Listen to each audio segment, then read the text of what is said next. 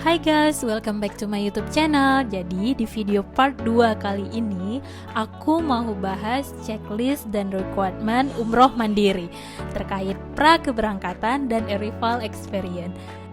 Aku bakalan bahas mulai dari persiapan mental sampai nanti tiba di Saudi. Jadi buat kalian yang lagi persiapan umroh mandiri, semoga video kali ini bisa jadi paduan yang singkat tapi lengkap ya.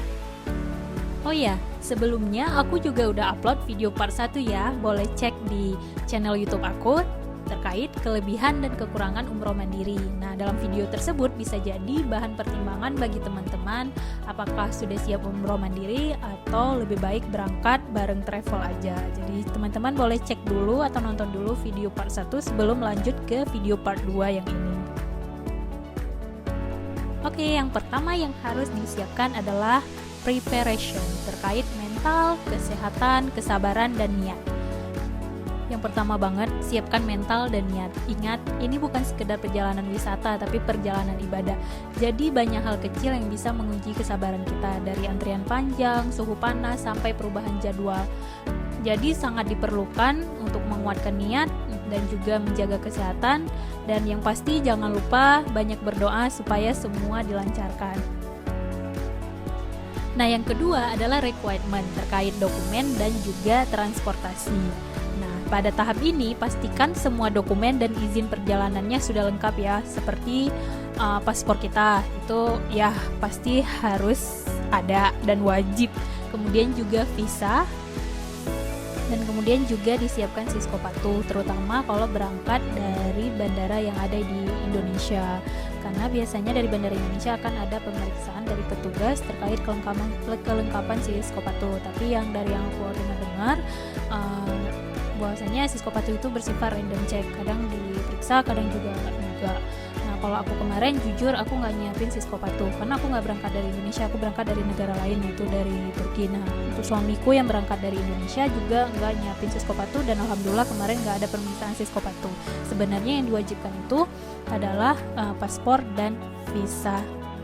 Kemudian requirement yang sangat penting yang harus kita siapkan juga yaitu requirement terkait transportasi. Jadi siapkan tiket pesawat, itu perlu tiket pesawat PP ya menuju Saudi dan juga keluar dari negara Saudi, dan pastikan hotel yang kita pesan itu sudah terdaftar di Nusuk. Jadi sekarang syarat yang mau umroh itu untuk requirement bookingan hotel itu harus hotel-hotel yang sudah terdaftar di aplikasi Nusuk. Jadi dicek terlebih dahulu ya hotel-hotel apa saja yang sudah terdaftar di aplikasi Nusuk, karena ini penting banget menjadi salah satu syarat validasi izin ibadah umroh. Kalau aku kemarin semuanya pesan di online travel agent. Nah, untuk tiket pesawat aku pesan di trip.com karena biasanya harganya itu lebih murah dibandingkan online travel agent yang lain, dan menurut aku juga lebih lengkap sih. Nah, kemudian kalau hotel, pengalaman aku pribadi saat umroh mandiri, aku pesannya di booking.com dan juga aku coba cek juga di aplikasi Agoda. Tapi saat aku umroh mandiri, aku semuanya pesan baik penginapan di Madinah maupun penginapan di Mekah, aku pesannya melalui online travel agent yang melalui booking.com. Yang ketiga yaitu additional preparation. Ini terkait aplikasi dan transportasi lokal yang diperlukan di sana. Nah, menurut pengalaman aku pribadi saat umroh mandiri, ada beberapa aplikasi wajib yang perlu diinstal sebelum keberangkatan. Yang pertama yang sangat perlu itu adalah Nusuk. Nah, melalui aplikasi Nusuk ini nanti kita bisa booking jadwal masuk rodah di saat di Madinah. Sekarang masuk rodah itu sudah bisa masuk lebih dari 1 kali ya. Nah, ini melalui aplikasi Nusuk dan melalui fitur fast track yang tersedia di aplikasi tersebut. Kemudian aplikasi Haramain Train. Nah, ini adalah aplikasi kereta cepat yang tersedia di Saudi. Jadi ini perlu kalau kita mau booking tiket perjalanan antar kota, misalnya contoh Madinah Mekah ataupun sebaliknya. Kemarin saat aku umroh, perjalanan dari Madinah ke Mekah, kebetulan aku kota pertama adalah kota Madinah dan yang selanjutnya baru Mekah. Jadi dari perjalanan Madinah ke Mekah aku menggunakan Haramain Train yang aku pesan tiketnya melalui aplikasi Haramain. Kemudian dari Mekah ke Jeddah Airport aku juga menggunakan aplikasi ini.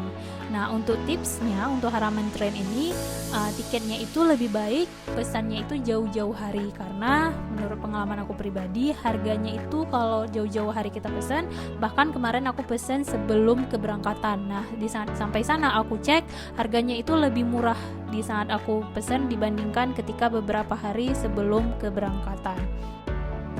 Nah, untuk aplikasi selanjutnya yang harus disiapkan adalah aplikasi Uber atau Careem yang bisa digunakan untuk keperluan transportasi harian selama di Saudi. Nah, kalau menurut pengalaman aku pribadi, untuk install Uber atau Careem ini lebih baik install sebelum keberangkatan ya, supaya nggak dadakan di sana. Yang keempat yang harus disiapkan terkait arrival in Saudi. Nah, ini terkait kedatangan dan juga adaptasi kita selama di sana. Begitu sampai di Saudi, baik di airport yang di Jeddah ataupun yang di Madinah, pastinya kita bakalan ngelewatin petugas imigrasi. Nah, di saat ngelewatin petugas imigrasi, ini tinggal nunjukin paspor dan visa ya. Jangan nunjukin dokumen lain yang tidak diminta. Jadi, pertama kita tunjukin dulu paspor dan visa kita. Kalau memang ditanyakan ataupun dibutuhkan dokumen lain, baru kita tunjukkan seperti hotel ataupun transportasi yang diperlukan. Tapi pada umumnya petugas imigrasi itu hanya membutuhkan paspor dan visa kita. Nah, berdasarkan pengalaman pribadi aku kemarin, itu nggak ada pertanyaan lanjutan atau requirement apapun dari petugas imigrasi setelah aku nunjukin paspor dan visa. Setelah mereka ngecek paspor dan visa aku, langsung di cap imigrasi ke dalam paspor aku, dan kemudian aku langsung dipersilakan untuk masuk ke Saudi tanpa ada pertanyaan lanjutan maupun requirement dokumen tambahan yang perlu ditunjukkan ke petugas imigrasi saat di bandara. Setelah ngelewatin petugas imigrasi dan menuju pintu keluar, biasanya akan ada petugas nusuk yang bakalan random check dokumen ataupun requirement untuk umroh kita. Nah, ini jangan kelihatan panik sama sekali. Jadi kita tetap harus tenang, dan selama dokumen lengkap insya Allah bakalan aman. Jadi usahakan semua bookingan penginapan, transport baik dari airport menuju hotel ataupun dari Madinah menuju Mekah ataupun sebaliknya sudah disiapkan. Nah, terutama dari bandara menuju hotel kita, karena biasanya yang mereka butuhkan yang pertama ditanyakan itu adalah transportasi kita, apakah sudah ada atau belum ada. Jadi tips dari aku, sudah ada bookingan transportasi dari airport menuju hotel. Jadi nanti kita tinggal tunjukin, misalnya kita booking di Haramain Train, kereta cepatnya Saudi. Jadi nanti kita tinggal tunjukin kode booking yang udah kita pesan. Setelah itu kita tinggal ngelewatin aja petugasnya. Jadi tetap tenang aja selama dokumen kita lengkap dan semuanya benar sesuai requirement yang dibutuhkan. Nah, tips dari aku selama di bandara ketika sampai di Saudi, bahkan dimanapun, jangan pernah terlihat kebingungan. Jadi benar-benar kita harus terlihat udah well prepare, nggak bingung sama sekali, benar-benar sudah terarah aku setelah ini mau kemana dan harus kemana. Nah, hal ini juga dapat menghindari random check dari para petugas, karena biasanya petugas bakalan menghampiri kita yang terlihat kebingungan. Mereka bakalan menghampiri orang-orang yang di bandara itu yang terlihat kebingungan dan terlihat tidak tahu harus kemana ataupun harus ngapain. Jadi mereka bakalan nyamperin, bakalan nanyain beberapa hal kepada kita. Oh ya, saat di kota Madinah, pastikan udah booking slot untuk masuk Raudah lewat aplikasi Nusuk. Kemudian jangan lupa belajar sekilas tentang mikot, karena nanti akan digunakan untuk niat umroh.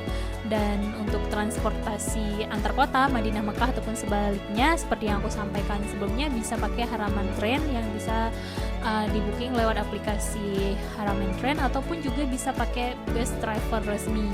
Dan kemudian jangan lupa cek map biar tahu jarak antar tempat, dan atur waktu makan serta istirahat dengan baik supaya ibadah umrohnya lancar dan tidak ada kendala sama sekali.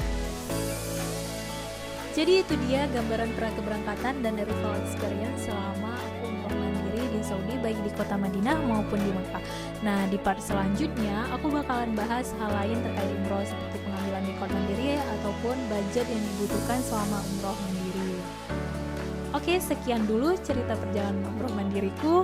Jangan lupa like, comment, share, and subscribe. Sampai bertemu di perjalanan selanjutnya.